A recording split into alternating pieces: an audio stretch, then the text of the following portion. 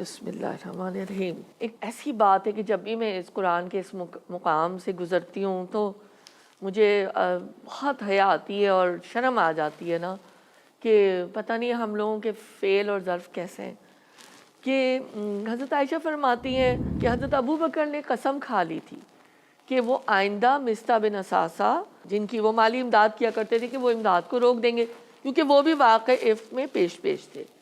لیکن جب یہ آیت نازل ہوئی جس کا ترجمہ آیت نمبر 22 میں، تم میں سے جو لوگ صاحب فضل اور صاحب مقتدر تھے وہ اس بات کی قسم نہ کھا بیٹھے کہ اپنے رشتہ دار مسکین اور مہاجر فی سبیل اللہ لوگوں کی مدد نہ کریں گے۔ آپ یہ دیکھیں کہ آیات اتر گئے حضرت ابوبکر صدیق کے لیے، اور پھر جیسے ہی آیات اتری انہوں نے جو قسم کھائی تھی انہوں نے فوراً ان کی اپنی بیٹی جس کے لیے اتنی زیادہ بہتان تراشی کی گئی تھی، یہ تہمت ہے، وہ آپ نے دوبارہ مالی امداد مصطح بن اساسہ کی شروع کر دی۔ یہ وہ رول ماڈلز ہیں ہمارے لیے۔ جہاں تک یہ بات ہے کہ میرے خیال ہے بہت واضح ہے کہ خبیث عورتیں خبیث مردوں کے لیے ہیں اور اسی طرح پاکیزہ عورتیں پاکیزہ مردوں کے لیے، تو یہ ایک بہت ہی لاجیکل سی بات ہے کہ اس طرح نباہ ممکن ہی نہیں ہے۔ اور جو ایک پاکیزہ ہوگا نا اس میں سے، چاہے وہ مرد ہو یا عورت، وہ تو میرے خیال ہے کوئی ایک زندگی سکون سے نہ گزار سکے گا اور نہ گاڑی آگے چل سکے گی۔ تو یہ بڑی لاجیکل سی بات ہے۔ یہ میں کہنا چاہوں گی پیرنٹس کو کہ پلیز، والدین کو میں کہنا چاہوں گی کہ اس چیز کو، آج ہم گاڑی، بنگلہ، بینک بیلنس، بزنس، جاب اور تنخواہوں کو گن رہے ہوتے ہیں، کتنے فگر ہیں، لیکن کیا ہم جو 4 شرائط رسول اکرم صلی اللہ علیہ وسلم نے ہمیں حدیث کے ذریعے سے سکھلائی ہیں کہ دین ٹاپ پر ہونا چاہیے، دین، مال، حسن اور خاندانی نسبت، تو کیا ہم دین کو ٹاپ پہ رکھتے ہیں؟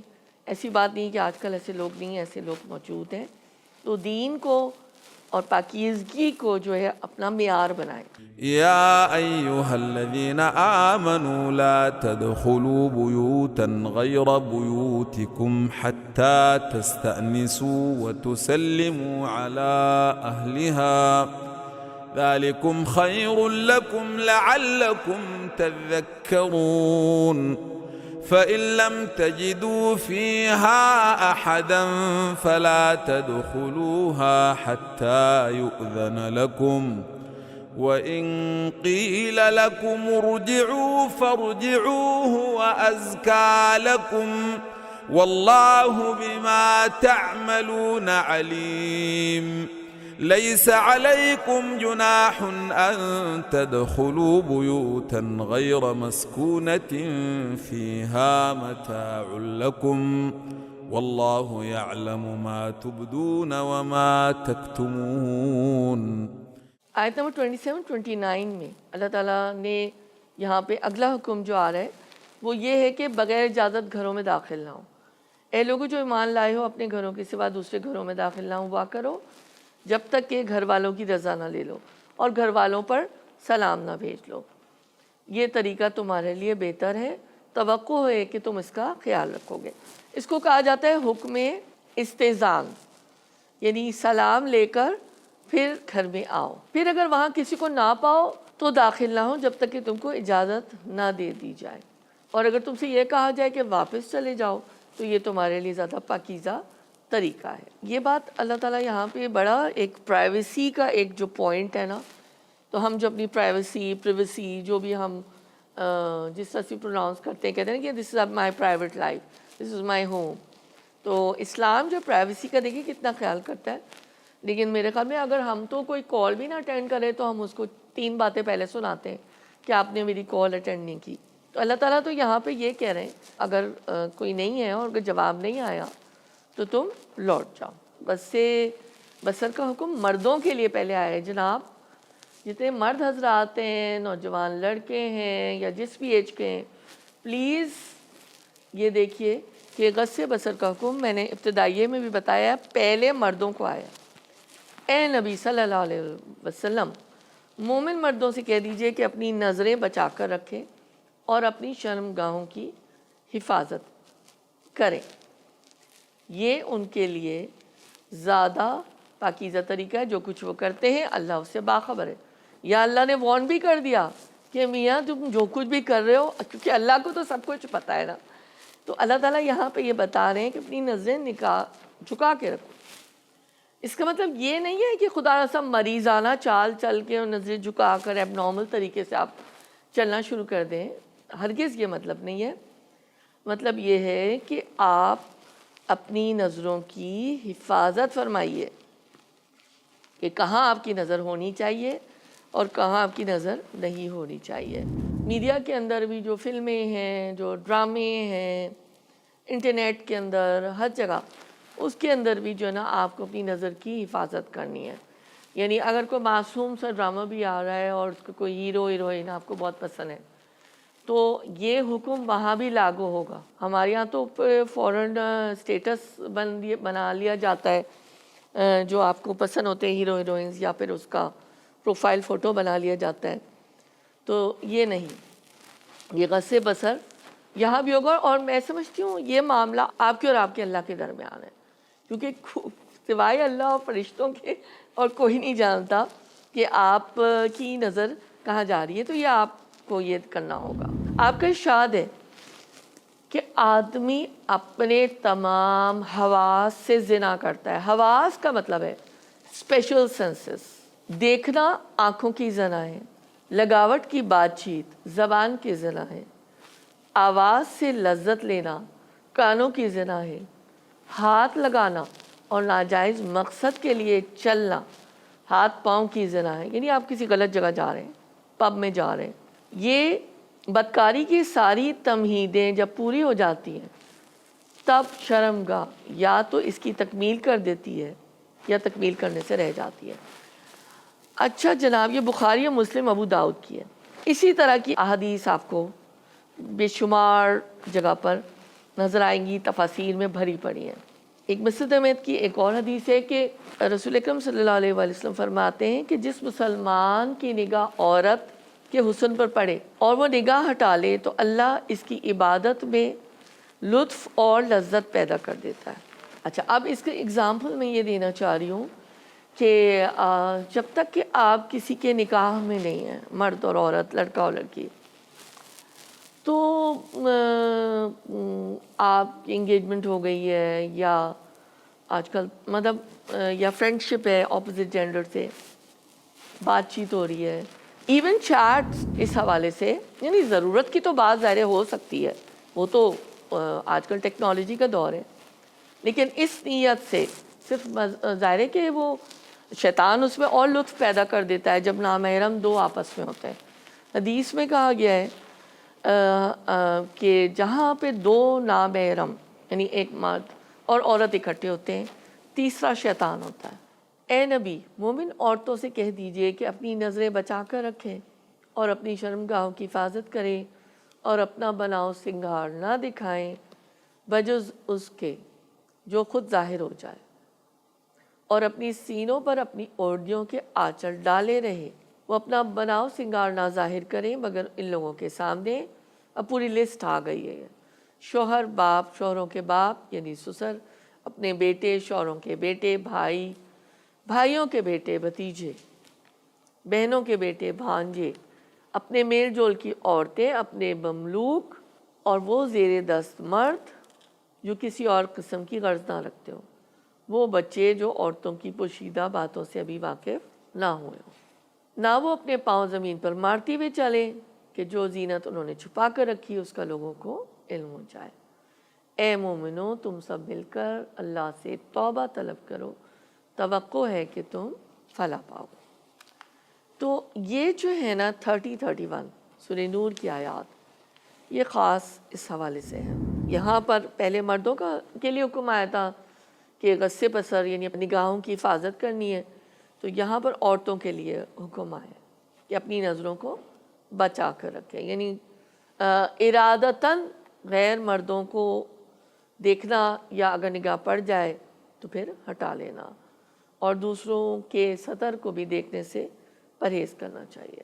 حدیث میں واقع آتا ہے کہ حضرت ام سلمہ اور حضرت میمونہ نبی صلی اللہ علیہ وآلہ وسلم کے پاس بیٹھی ہوئی تھی، اور ایک جو نابینا تھے حضرت ابن ام مکتوم رضی اللہ تعالیٰ عنہ آ گئے۔ نبی صلی اللہ علیہ وآلہ وسلم نے دونوں بیویوں سے فرمایا کہ ان سے پردہ کرو.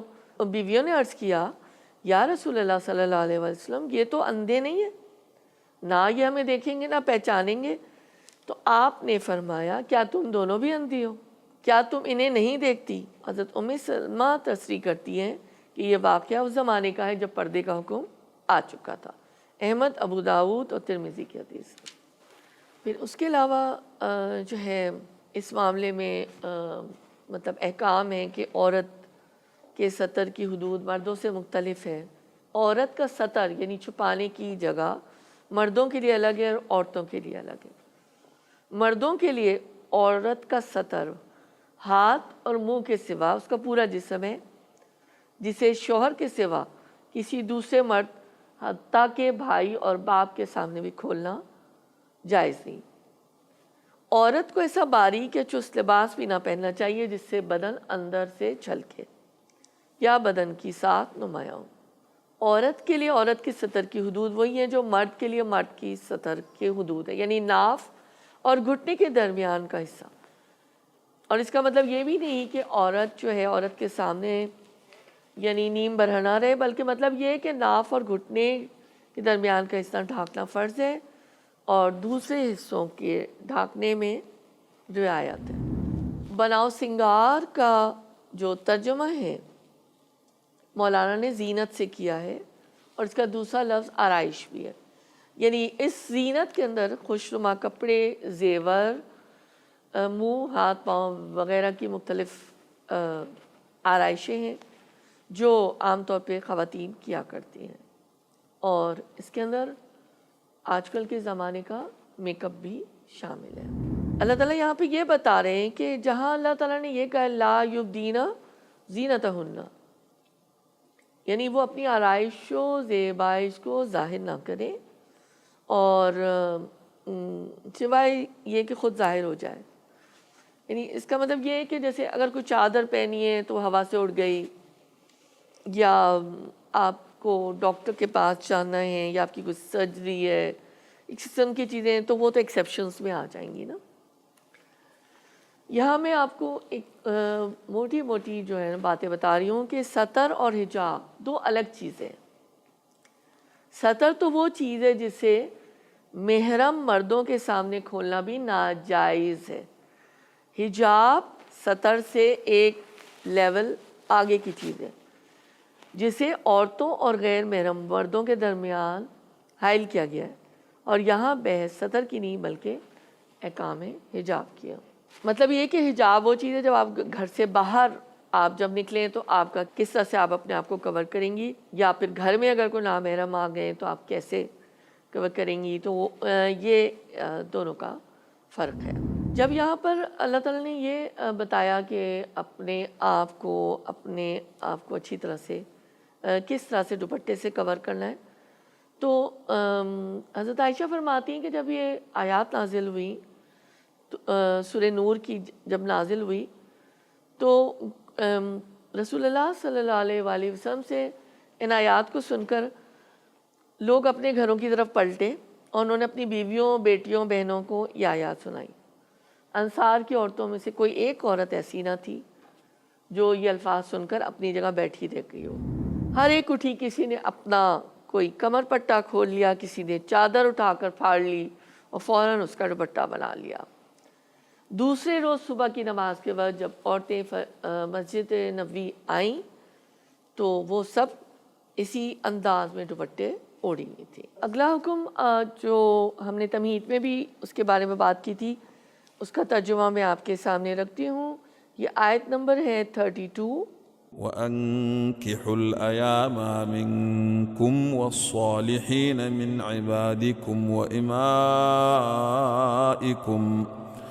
إِن يَكُونُوا فُقَرَاءَ يُغْنِهِمِ اللَّهُ مِنْ فَضْلِهِ وَاللَّهُ وَاسِعٌ عَلِيمٌ. تم میں سے جو لوگ مجرد ہوں تمہارے لونڈی غلاموں میں سے بھی جو صالح ہوں ان کے نکاح کر دو. اگر وہ غریب ہوں گے تو اللہ اپنے فضل سے ان کو غنی کر دے گا. اللہ بڑی وسعت والا اور علیم ہے. اور جو نکاح کا موقع نہ پائیں انہیں چاہیے کہ عفت مآبی اختیار کرے یہاں تک کہ اللہ اپنے فضل سے ان کو غنی کر دے گا۔ اب دیکھیں یہاں پر نا سنگل رہنے کو ایامہ کا لفظ آیا ہے، قرآن نے یا اللہ تعالیٰ نے پسند نہیں فرمایا۔ تو یہی بات اللہ تعالیٰ نے، یہ بڑی واضح ہے یہ بات کہ سنگل کے اندر وہ ساری آ جائیں گی، ہم میرے خیال میں پہلے بھی بات کر چکی ہوں۔ لیکن اس میں سوچنے کی بات یہ ہے، اس پوائنٹ کو میں ضرور لاتی ہوں کہ آج کل یہ جو لیٹ میرجز کا رواج آیا نا، اس کو ختم کریں۔ اور اگر جو بچے کہہ رہے ہیں ہمارے نکاح کر دیں، ہماری شادی کر دیں، ضرور ان کے آپ نکاح کریں، کیونکہ ان کے اندر ساری وہ جو پیوبرٹی کے بعد جو ہارمونل چینجز اور جو ان کی ریکوائرمنٹ ہے، اور پھر آج کل کا جو ماحول ہے، تو اس چیز کا انتظار نہیں کریں کہ کریئر یہاں تک پہنچے گا، میرا یہاں تک ہوگا، میں ذرا سیٹ ہو جاؤں۔ آج کل تو مطلب دونوں ہی جینڈرز میں یہ بات آ گئی ہے۔ خیر طبقاتی فرق ہوتا ہے کلاس سسٹم کے لحاظ سے، تھوڑے تھوڑے ڈفرینسز ہوتے، لیکن اس آیت پر ایمان رکھیے۔ اللہ تعالیٰ فرما رہے ہیں اگر وہ غریب ہوں گے تو اللہ اپنے فضل سے ان کو غنی کر دے گا۔ آیت نمبر 32، اور تمہارے مملوکوں میں سے جو مکاتبت کی درخواست کریں ان سے مکاتبت کر لو۔ مکاتبت کے لفظی معنی تو لکھت پڑھت کے نا، لکھا پڑھی ہونا، تو یعنی معاوضہ دینا، اس طرح کی مال کی شکل ہو، کسی اور حوالے سے نا، جو غلام اور لونڈی کا معاملہ تھا، اب تو خیر وہ نہیں ہے، وہ آبسلیٹ ہو چکا ہے۔ اور اگر معلوم ہو کہ ان کے اندر بھلائی ہے تو ان کو اس مال میں سے دو جو تمہیں اللہ نے عطا کیا ہے، ٹھیک ہے؟ تو اس کی تفصیل میں اب میں زیادہ نہیں جاؤں گی، ترجمہ میں نے آپ کے سامنے رکھا ہے۔ آگے آیت نمبر 33، پھر یہ حکم آیا ہے، اور اپنی لونڈیوں کو اپنے دنیاوی فائدوں کی خاطر قحبہ گری پر مجبور نہ کرو جبکہ وہ خود پاک دامن رہنا چاہتی ہوں، اور جو کوئی ان کو مجبور کرے تو اس جبر کے بعد اللہ ان کے لیے غفور الرحیم ہے۔ لونڈیوں کا ٹرم تو آج کل کے زمانے میں نہیں ہے، لیکن یہ ایک بہت بڑا فتنہ ہے جو کہ چل رہا ہے۔ تو اس جس بھی شکل میں، جس بھی فارم میں یہ جو قحبہ گری ہے، پروسٹیٹیوشن ہے، اس کو جو ہے وہ ظاہر ہے کہ حرام ہی ہے، حرام قرار دیا جا رہا ہے، جائز نہیں ہے۔ آیت نمبر 34، ایک لحاظ سے جو پیراگراف سورہ نور کا اینڈ ہو رہا ہے، آپ دیکھیے کہ اللہ تعالیٰ دوبارہ انٹرو سے ایکسٹرو کی طرف آ رہے ہیں، کلوزنگ ہو رہی ہے، اور ان موضوعات کی، اور اللہ تعالیٰ کیا فرما رہے ہیں؟ ہم نے صاف صاف ہدایت دینے والی آیات تمہارے پاس بھیج دی ہیں، اور ان قوموں کی عبرتناک مثالیں ہم تمہارے سامنے پیش کر چکے ہیں جو تم سے پہلے بھی گزری ہیں، اور وہ نصیحتیں ہم نے تمہیں کر دی ہیں جو ڈرنے والوں کے لیے ہوتی ہیں، وَمَوْعِظَةً لِّلْمُتَّقِينَ۔ جیسے ہمارا پاورفل پریفیس تھا، دیپاچا تھا، ایسے اللہ تعالیٰ نے ایک، مجھے تو ایسا لگ رہا ہے جیسے سیل لگا دی جاتی، ایک مہر لگا دی ہے کہ دیکھو ہم نے سب کچھ بتا دیا، جیسے کہ ہم نے پچھلی قوموں کی بھی مثالیں دیں اور نصیحتیں کی ہیں۔ اب جو تقویٰ والا ہوگا، اللہ سے ڈرنے والا ہوگا، وہ اس سے اپنے لیے نصیحت حاصل کر لے گا۔ انشاءاللہ یہ بات واضح ہے کہ جتنے بھی ہم نے 16 احکام پڑھے، اور ان میں حد زنا تھی، حد قذف، حد لعان کا قانون بیان کیا گیا، پھر اہل ایمان کو شادی بیاہ کے معاملے میں احتیاط کرنے کا کہا گیا کہ جو پاکیزہ مرد اور پاکیزہ عورتیں ہیں انہی کا جوڑ ہوگا، اور جو بدکار مرد اور بدکار عورتیں ہوں گی ان کا جوڑ ہوگا۔ اور اس کے علاوہ یہ بھی کہا گیا کہ بے بنیاد جو ہے وہ تہمتیں یا بہتان نہ لگائی جائیں، اور پھر بہت زور دے کے کہا گیا کہ بے حیائی اور فواحش کی اشاعت کرنے سے یعنی کہ روکا گیا ہے، عورتوں کو اور مردوں کو برابر دونوں کو غض بصر کیا ہے؟ اپنی نگاہ کو نیچی رکھنا، اور حفظ فروج یعنی اپنی جو پرائیویٹ لائف ہے، آپ نکاح کے حصار کے بغیر آپ اس کو نہیں اسٹیبلش کر سکتے۔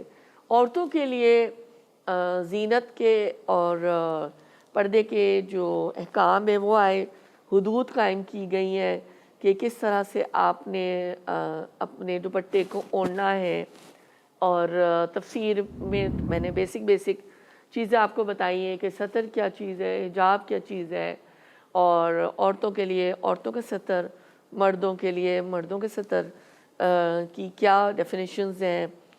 تو یہی ساری باتیں ہیں. تو یہ سوچنے کے لیے ہیں ہمارے لیے اور عمل کرنے کے لیے. پھر اسلام جو ہے وہ سنگل تجرد کو پسند نہیں کرتا، اور وہ یہ کہتا ہے کہ نکاح کو عام کرو، جیسے کہا گیا ہے نکاح کو پسند کیا گیا ہے. پھر جو غلاموں کی آزادی کے لیے کہا گیا ہے کہ لکھا پڑھی کی جائے، اور ایک صورت تجویز کی گئی ہے. اور اس کے علاوہ آخر میں یہ ہے کہ معاشرے کو کعبہ گری، پروسٹیٹیوشن کی لعنت سے پاک کرنے کا حکم دیا گیا ہے. تو اختتام پر یہی ساری بات کی گئی ہے، اور اللہ تعالیٰ یہ ایک حکم نامے کی سی کیفیت ہے، اور بڑی تنبیہ بھی ہے یہاں پر نا. یہاں پہ یہ تمام موضوعات جو ہیں وہ کلوز ہوتے ہیں، اور ایک نئی بات اللہ تعالیٰ ہمیں یہاں پر سکھانا چاہ رہے ہیں. اللہ نور السماوات والأرض مثل نوره كمشكاة فيها مصباح المصباح في زجاجة الزجاجة كأنها كوكب دري توقد الزجاجة كأنها كوكب دري توقد من شجرة مباركة زيتونة لا شرقية ولا غربية يكاد زيتها يضيء ولو لم تمسسه نار نور على نور يهدي الله لنوره من يشاء ويضرب الله الأمثال للناس والله بكل شيء عليم.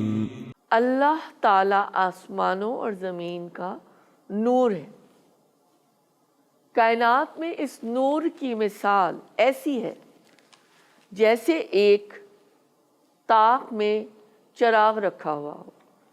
چراغ ایک فانوس میں ہو. فانوس کا حال یہ ہو کہ جیسے موتی کی طرح چمکتا ہوا تارا، اور وہ چراغ زیتون کے ایک ایسے مبارک درخت کے تیل سے روشن کیا جاتا ہو جو نہ شرقی ہو نہ غربی، جس کا تیل آپ سے آپ بھڑکتا ہو چاہے آگ اس کو نہ لگے. روشنی پر روشنی کے تمام اسباب جمع ہو گئے ہیں. اللہ تعالیٰ اپنے نور کی طرف جس کی چاہتا ہے رہنمائی فرماتا ہے. وہ لوگوں کو مثالوں سے بات سمجھاتا ہے. وہ ہر چیز سے خوب واقف ہے.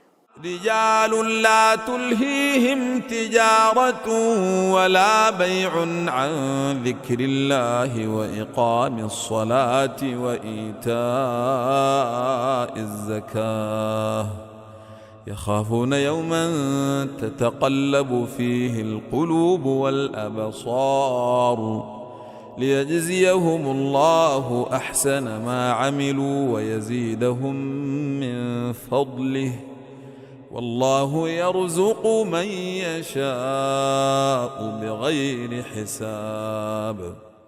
اس کے نور کی طرف ہدایت پانے والے ان گھروں میں پائے جاتے ہیں جنہیں بلند کرنے کا اور جن میں اپنے نام کی یاد کا اللہ نے اذن دیا ہے. ان میں ایسے لوگ صبح شام اس کی تسبیح کرتے ہیں جنہیں تجارت اور خرید و فروخت اللہ کی یاد سے، اقامت نماز اور ادائے زکوٰۃ سے غافل نہیں کر دیتی. وہ اس دن سے ڈرتے رہتے ہیں جس دن دل الٹنے اور دیدے پتھرا جانے کی نوبت آ جائے گی، تاکہ اللہ ان کے بہترین اعمال کی جزا ان کو دے دے اور اپنے فضل سے مزید نوازے. اللہ جسے چاہتا ہے بے حساب دیتا ہے. یہ میں نے ترجمہ آپ کے سامنے آیت نمبر 38 تک رکھ دیا ہے کیونکہ اس کا ربط بنتا ہے۔ ویسے تو میں جسارت جب بھی کرتی ہوں اس آیت کے اوپر گھنٹوں بات ہو سکتی ہے، بہت دیگر مفسرین نے اپنا خیال بھی پیش کیا ہے کہ اس سے کیا مراد ہے۔ آپ یہ دیکھیے کہ یہاں پر ایک تمثیل کے ذریعے سے اللہ تعالیٰ نے ہمیں یہ بتایا ہے کہ اللہ تعالیٰ آسمانوں اور زمینوں کا نور ہے۔ یہ آیت نور بھی کہلاتی ہے، آیت نور۔ نور کا منبع کیا ہے؟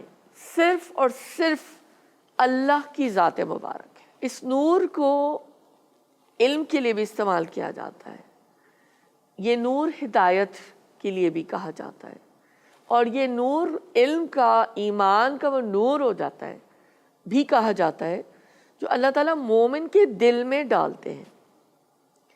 تو اللہ کا نور ایمان والوں کو میسر آتا ہے، جو اللہ تعالیٰ یہاں پہ بتا رہے ہیں نا کہ ان کو کوئی بھی تجارت یا کوئی مصروفیت اس اللہ کے نور سے غافل نہیں کرتی۔ اب آپ یہ دیکھیے کہ جیسی یہ تمثیل یہاں پہ آئی ہے اس کو میں آپ کے سامنے رکھتی ہوں کہ اس تمثیل میں چراغ سے مراد اللہ تعالیٰ کی ذات ہے۔ طاق جو کوئی شیلف ہوتا ہے، طاق سے کائنات کو تشبیہ دی گئی ہے۔ فانوس سے مراد وہ پردہ ہے جس میں حضرت حق نے اپنے آپ کو نگاہ خلق سے چھپایا ہوا ہے۔ حضرت حق اللہ تعالیٰ کی ذات ہے۔ گویا یہ پردہ فی الحقیقت خفا کا پردہ نہیں ہے، شدت ظہور کا پردہ ہے۔ نگاہ خلق اس کو دیکھنے سے عاجز ہے۔ اس کی وجہ یہ نہیں ہے کہ تاریکی ہے، کیونکہ یہاں پہ تو نور کی بات ہو رہی ہے نا، روشنی کی بات ہو رہی ہے، بلکہ اصل وجہ یہ ہے کہ درمیان کا پردہ شفاف ہے، اور اس شفاف پردے سے گزر کر آنے والا نور اتنا شدید ہے، بسیط ہے، محیط ہے کہ محدود طاقت، لیمیٹڈ پاورز رکھنے کے باوجود بینائیاں اس کا ادراک کرنے سے عاجز ہیں۔ کمزور بینائیاں اس نور کا ادراک نہیں کر سکتی۔ یہ شدت ظہور کا پردہ ہے، یعنی ہم اس کے متحمل نہیں ہو سکتے اس ذات کا۔ ہمیں پتہ ہے نا کہ حضرت موسیٰ علیہ السلام بھی جو ہیں، جب انہوں نے کہا تھا، وہ کلیم اللہ کہا جاتا ہے، انہوں نے کہا تھا میں اللہ سے کلام ان کو کرنے کا اللہ نے پاور دیا تھا، لیکن جب وہ گئے کوہ طور کے اوپر تو وہ ایک جو زور کا ایک جو شعلہ آیا تو وہ بے ہوش ہو گئے تھے نا۔ تو یہ ایک یہاں پر ایک تمثیل ہے۔ زیتون کے تیل سے روشن کیا جاتا ہے، زیتون کی قرآن میں بہت زیادہ مثالیں آتی ہیں، تو یہ بس یہاں پہ بات ہے، کاش کہ ہم اس کو سمجھ سکیں۔ اور دوبارہ سے میں اس کو تھوڑا سا بس یہ بتاؤں گی کہ یہ جو مثال یہاں پہ دی گئی ہے، یہاں پہ جو تیل کی بھی بات ہوئی ہے، آپ سے آپ بھڑکتا ہے، یعنی یہ جو اجزاء، یہ جو کمپوننٹس، یہ جو انگریڈینٹس بتائے گئے ہیں، یعنی یہ تین ہے نا بیسیکلی، چراغ، طاق اور فانوس، جو کہ شفاف ہے۔ تو یہ نور جو ہے نا، اس کے ہم متحمل نہیں ہو سکتے۔ یہ اللہ کا نور ہے، یہ وہ جو کہ صاحب قدرت ہے، اللہ جو ہمارے خالق ہیں، اور بس اللہ کی کمال فیاضی ہے، ہماری تو کوئی مجال نہیں، ہم نہ اس کو حاصل کر سکتے ہیں، اپنا اپنا نصیب بھی ہے نا۔ یہ اللہ تعالیٰ ہم کو یہ سمجھانا چاہتے ہیں کہ اللہ تعالیٰ ہمارے نصیب میں بھی اس نور کا، میں یہ دعا کروں گی، اس نور کا تھوڑا سا حصہ ہمیں مرحمت فرما دے۔ جو میں نے ابھی آپ کے سامنے ترجمہ رکھا تھا کہ اللہ تعریف فرماتے ہیں ان گھروں کا، اس کے اندر مسجدوں کو بھی بیان فرمایا گیا ہے کہ وہاں بھی تو ظاہر ہر وقت ہی اللہ کا ذکر ہوتا ہے، لیکن وہ گھر بھی بڑے خوش نصیب ہیں جہاں پہ اللہ تعالیٰ کہہ رہے ہیں کہ اللہ نے اپنی نام کی یاد کا اذن دیا ہے تو ہم اپنے گھروں میں بھی قرآن اور حدیث، قرآن کریم کا جو ہے نا سمجھنے سمجھانے کی محفلیں برپا کریں تو اللہ اس کو بہت زیادہ پسند فرماتے ہیں۔ آپ دیکھیے کہ اس کے بعد جو ہم نے ایک تو بات جو تمثیل کے ذریعے اللہ کے نور، اللہ نور السماوات والارض کی بات ہوئی، اس کے بعد ان گھروں کی بات ہوئی جو ایمان والوں کے گھر ہیں، اور اللہ اس کی تعریف فرما رہے ہیں کہ اللہ نے حکم دیا ہے کہ وہاں پہ اللہ کا ذکر کیا جائے۔ اب دیکھیں آیت نمبر جو 39 آتی ہے اس کے اندر بالکل 39 اور 40 وہاں پر بالکل ہی اس کی اپوزٹ ضد بات ہو رہی ہے۔ اللہ تعالیٰ یہ بتا رہے ہیں اس کے برعکس جس نے کفر کیا، یعنی کون؟ ایک تو کفر وہ ہے نا کہ ہم دل سے انکار کر رہے ہوں، اور ایک کفر وہ ہے کہ ہم دل سے تو مان رہے ہیں لیکن اپنے عمل سے بھی انکار کر رہے ہیں۔ تو جس نے صدق دل سے انکار کر دیا اس حق کا جو اللہ نے نازل کیا ہے، ان کے اعمال کی مثال ایسے جیسے دشت بے آب میں سراب، کہ پیاسا اس کو پانی سمجھے ہوا تھا، مگر جب وہاں پہنچا تو کچھ نہ پایا، بلکہ وہاں اس نے اللہ تعالیٰ کو موجود پایا جس نے اس کا پورا حساب چکا دیا۔ اللہ کو حساب لیتے دیر نہیں لگتی۔ جو لوگ فزکس کے اسٹوڈنٹ ہیں اس کو ہم کہتے ہیں معراج فینومنن۔ جب آپ لانگ ڈرائیوز پہ جاتے ہیں، ایک بڑی خوبصورت تمثیل ہے، آپ کو دور سے لگتا ہے کہ وہ پانی ہے، جب گاڑی اس کے قریب جاتی ہے تو ہم کہتے ہیں ارے یہ تو پانی نہیں تھا۔ تو اس سے جو ہے نا یہاں پہ اللہ تعالیٰ نے اس تمثیل سے مثال دی ہے کہ دیکھو کفر کے اندر اتنے آگے نہ بڑھو، اللہ کو حساب لیتے دیر نہیں لگتی۔ پھر ایک اور مثال اللہ دیتے ہیں گہرے سمندر کی۔ اس کی مثال ایسی ہے جیسے ایک گہرے سمندر میں اندھیرا کہ اوپر ایک موج چھائی ہوئی ہے، اس پر ایک اور موج، اس کے اوپر بادل، تاریکی پر تاریکی مسلط ہے۔ آدمی اپنا ہاتھ نکالے تو اسے کچھ بھی دکھائی نہ دے۔ یہ دیکھیں یہ بالکل اپوزٹ ہے کفر اور تاریکی کی بات۔ اللہ نے اس کو میلوں گہرائی والے سمندر سے مثال دی ہے کہ تاریکی پر تاریکی، اللہ ہمیں سے دور رکھے نا، اللہ ہمیں محفوظ کریں، اور اگر خدا نخواستہ ہم ہیں تو اللہ تعالیٰ ہمیں اس تاریکی اور اس کفر سے نکال دے۔ اللہ آخر میں کہتے ہیں جس سے اللہ نور نہ بخشے اس کے لیے پھر کوئی نور نہیں۔ استغفر اللہ، اللہ ہمیں ان لوگوں میں نہ رکھے۔ سورت جو ہے وہ اختتام کی طرف ہے، اور اللہ تعالیٰ یہاں پہ اللہ کی جو تسبیح، کیا تم دیکھتے نہیں ہو کہ اللہ کی تسبیح ہو رہی ہے، یعنی یہاں پہ تمام جو ہے نا توحید کے دلائل آ رہے ہیں۔ کیا تم دیکھتے نہیں ہو کہ اللہ کی تسبیح کر رہے ہیں وہ سب جو آسمان اور زمین میں ہیں، اور وہ پرندے جو پر پھیلائے ہوئے ہیں، ہر ایک اپنی نماز اور تسبیح کا طریقہ جانتا ہے، اور یہ سب جو کچھ اللہ اس سے باخبر رہتا ہے، اور یہ سب جو کچھ کرتے ہیں اللہ اس سے باخبر رہتا ہے۔ آسمانوں اور زمین کی بادشاہی اسی کے لیے ہے، اور اسی کی طرف سب کو پلٹنا ہے۔ پھر آگے توحید کی بات آ رہی ہے، کیا تم دیکھتے نہیں ہو اللہ بادل کو آہستہ آہستہ چلاتا ہے، پھر اس کے ٹکڑوں کو باہم جوڑتا ہے، پھر اسے سمیٹ کر ایک ابر کثیف بنا دیتا ہے۔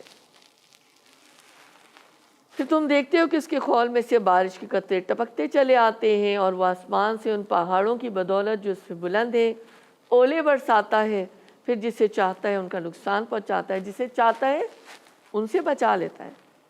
اس کی بجلی کی چمک نگاہوں کو خیرہ کیے دیتی ہے۔ رات اور دن کا الٹ پھیر وہی کر رہا ہے۔ اس میں ایک سبق ہے آنکھیں رکھنے والوں کے لیے۔ اللہ نے ہر جاندار ایک طرح کے پانی سے پیدا کیا، کوئی پیٹ کے بل چل رہا ہے، کوئی 2 ٹانگوں پر، کوئی 4 ٹانگوں پر، جو کچھ وہ چاہتا ہے پیدا کرتا ہے، اور وہ ہر چیز پر قادر ہے۔ ہم اس کو دین کے کام کرنے والوں کے لیے بھی کہتے ہیں، نیکی میں سبقت کرنے والوں کے لیے بھی ہم سمجھ سکتے ہیں کہ کوئی تو رینگ رہا ہے، کوئی پیٹ کے بل چل رہا ہے، کوئی 2 ٹانگوں پر اور کوئی 4 ٹانگوں پہ۔ اللہ ہم کو 4 ٹانگوں پر کرے اور دوڑنے والوں میں سے بنا دے۔ اللہ تعالیٰ فرماتے ہیں کہ ہم نے صاف صاف حقیقت کھول دینے والی آیات نازل کر دی، آگے صراط مستقیم کی طرف ہدایت اللہ جسے ہی چاہتا ہے دیتا ہے۔ ایمان و عمل لازم و ملزوم ہے۔ لوگ کہتے ہیں ہم ایمان لائے اللہ اور رسول پر، ہم نے اطاعت قبول کی، مگر اس کے بعد ان میں سے ایک گروہ اطاعت سے منہ موڑ جاتا ہے، ایسے لوگ ہرگز مومن نہیں ہیں۔ جب ان کو بلایا جاتا ہے اللہ اور رسول کی طرف تاکہ رسول ان کے آپس کے مقدمات کا فیصلہ کرے تو ان میں سے ایک فریق کترا جاتا ہے، البتہ اگر حق ان کی موافقت میں ہو تو رسول کے پاس بڑے اطاعت گزار بن کر آ جاتے ہیں۔ کیا ان کے دلوں کو منافقت کا روگ لگا ہوا ہے؟ کیا یہ شک میں پڑے ہوئے ہیں؟ کیا ان کو خوف ہے کہ اللہ اور اس کا رسول ان پر ظلم کرے گا؟ اصل بات تو یہ ہے، ظالم تو یہ لوگ خود ہیں۔ ایمان لانے والوں کا کام تو یہ کہ جب وہ اللہ اور اس کے رسول کی طرف بلائے جائیں تو تاکہ رسول ان کے مقدمے کا فیصلہ کرے تو وہ کہیں سمعنا و اطعنا، ہم نے سنا اور اطاعت کی۔ اللہ یہاں پہ خوشخبری دے رہے ہیں ایسے ہی لوگ فلاح پانے والے ہیں اور کامیاب وہی ہیں جو اللہ اور ان کے رسول کی فرما برداری کریں، اللہ سے ڈریں، اس کی نافرمانی سے بچیں۔ یہاں 52 آیت تک میں نے ترجمہ آپ کے سامنے رکھا۔ اب یہاں پہ منافقین کی بات ذکر آ رہا ہے، تو یہ آیت نمبر 53 54 ہے۔ منافق اللہ کے نام سے کڑی کڑی قسم کھا کر کہتے ہیں کہ آپ حکم دیں تو ہم گھروں سے نکل کھڑے ہوں۔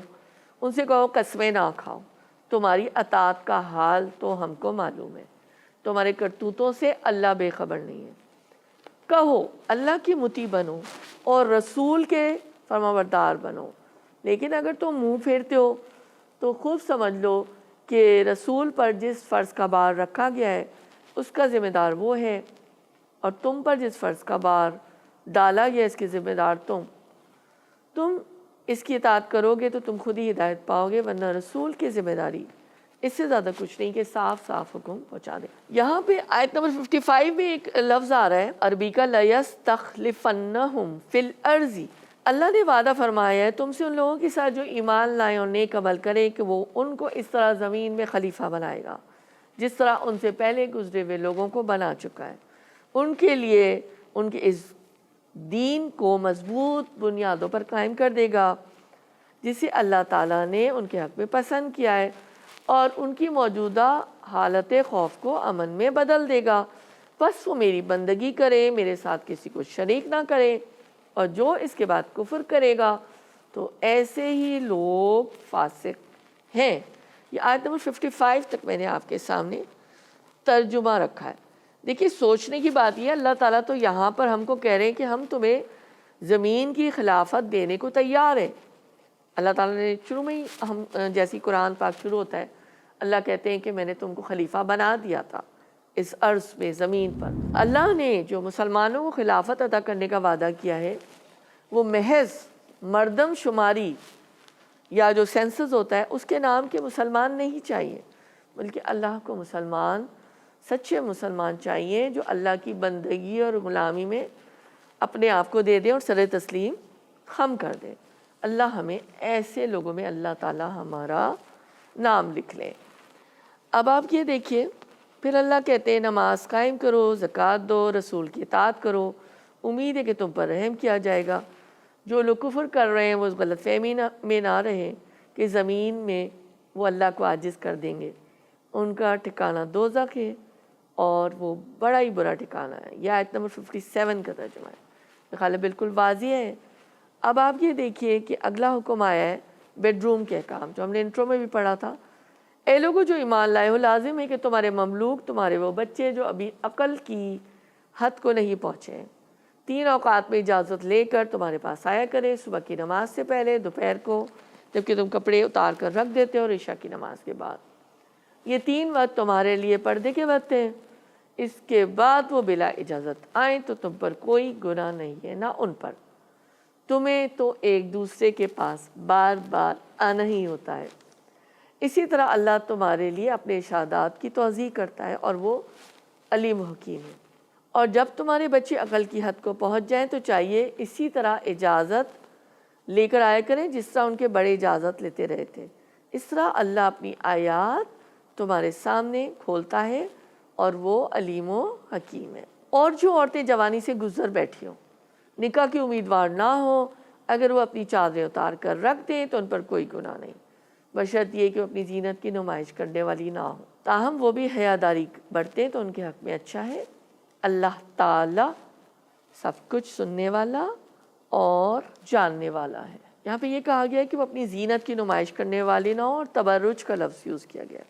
کوئی حرج نہیں اگر کوئی اندھا یا لنگڑا یا مریض کسی کے گھر سے کھا لے، نہ تمہارے اوپر اس میں کوئی مذائقہ ہے کہ اپنے گھروں سے کھاؤ، یا اپنے باپ دادا کے گھروں سے، یا اپنے ماں نانی کے گھروں سے، یا اپنے بھائیوں کے گھروں سے، یا اپنی بہنوں کے گھروں سے، یا اپنی چچاؤں کے گھروں سے، یا اپنی پھپھیوں کے گھروں سے، اپنے ماموں کے گھروں سے، اپنی خالاؤں کے ان گھروں سے جن کی کنجیاں تمہارے سپردگی میں ہوں، یا کوئی جیسے امپلائی ہو، یا کسی نے آپ کو حوالے کیا ہے، آپ کی بے تکلفی ہے، یا اپنے دوستوں کے گھروں سے۔ اس میں بھی کوئی حد نہیں کہ تم لوگ مل کر کھاؤ یا الگ الگ۔ البتہ جب گھروں میں داخل ہوا کرو تو اپنے لوگوں کو سلام کیا کرو۔ دعائے خیر اللہ کی طرف سے مقرر فرمائی ہوئی ہے، بڑی بابرکت اور پاکیزہ۔ اس طرح اللہ تمہارے سامنے آیات بیان کرتا ہے، توقع ہے کہ تم سمجھ بوجھ سے کام لوگے۔ مومن کون ہے؟ مومن تو اصل میں وہ ہے جو اللہ اور اس کے رسول کو دل سے مانے، اور جب کسی اجتماعی کام کے سلسلے میں رسول کے ساتھ ہوں تو ان سے اجازت لیے بغیر نہ جائیں۔ جو لوگ تم سے اجازت مانگتے ہیں وہی اللہ اور رسول کے ماننے والے ہیں، پر جب وہ اپنے کسی کام سے اجازت مانگے تو جسے تم چاہو اجازت دے دیا کرو۔ ایسے لوگوں کے حق میں اللہ سے دعائے مغفرت کیا کرو، اللہ یقیناً غفور الرحیم ہے۔ یہ ایک اجتماعی جو جماعت ہوتی ہے اس کے نظم کے بارے میں حکم دیا گیا ہے۔ یہ حکم نمبر 15 ہے کہ جیسے اب تو رسول اللہ صلی اللہ علیہ وسلم کی ہم اجتماعیت میں نہیں ہے، لیکن اگر آپ کوئی اسلامی اجتماعیت میں ہیں تو آپ اپنے جو آپ کا ناظم، ناظمہ یا جو بھی قیم ہے، آپ ان کو بتا کر اپنی ڈیوٹی سے ہٹ سکتے ہیں، ٹھیک ہے؟ وہ جس طرح کی بھی اسلامی جماعت ہو، یا امیر کا لفظ بھی آتا ہے۔ مسلمانوں، اپنے درمیان رسول کے بلانے کو آپس میں ایک دوسرے کا سا بلانا نہ سمجھو۔ اللہ ان لوگوں کو خوب جانتا ہے جو تم میں ایسے ہیں کہ ایک دوسرے کی آڑ لیتے ہوئے چپکے سے سٹک جاتے ہیں۔ رسول اللہ صلی اللہ علیہ وسلم کے حکم کی خلاف ورزی کرنے والوں کو ڈرنا چاہیے کہ وہ کسی فتنے میں گرفتار نہ ہو جائیں یا ان پر دردناک عذاب نہ آ جائے۔ بار بار اللہ تعالیٰ نے یہاں پر ڈرا رہے ہیں۔ آیت آخری ہماری آیت ہے، آیت نمبر 64 اللہ تعالیٰ پھر جھنجھوڑ رہے ہیں، اور سورہ نور اختتام پر ہے۔ اللہ تعالیٰ فرما رہے ہیں، الا ان للہ ما فی السماوات والارض، خبردار رہو، آسمان و زمین میں جو کچھ بھی ہے اللہ کا ہے۔ تم جس روش پر بھی ہو اللہ اس کو خوب جانتا ہے۔ جس روز لوگ اللہ کی طرف پلٹیں گے وہ انہیں بتا دے گا کہ وہ کیا کچھ کر کر آئے ہیں، وہ ہر چیز کا علم رکھتا ہے۔ میں آخر میں ایک دو جملے یہی کہنا چاہوں گی کہ اللہ ہمیں اپنا نور عطا فرمائے، اللہ ہمیں اپنے علم کا، ایمان کا نور عطا فرمائے، ہم اللہ کو یاد رکھنے والے ہوں، ہمارے گھروں میں اللہ کا ذکر بلند ہوتا ہو، اور اللہ کو جو ہم یاد رکھیں تو ہم اللہ کے اطاعت گزار بھی بننے والے ہوں، اور اللہ تعالیٰ نے جو 16 احکامات، تعلیمات جو سورہ نور میں میرے اور آپ کے لیے اور پوری انسانیت کے لیے اتارے ہیں، اللہ وہ ہمارے عمل میں ڈھال دے، اور ہمارے جو بھی نیک اعمال ہیں ان کو اپنی بارگاہ میں قبول فرما لے۔ وما علینا الا البلاغ۔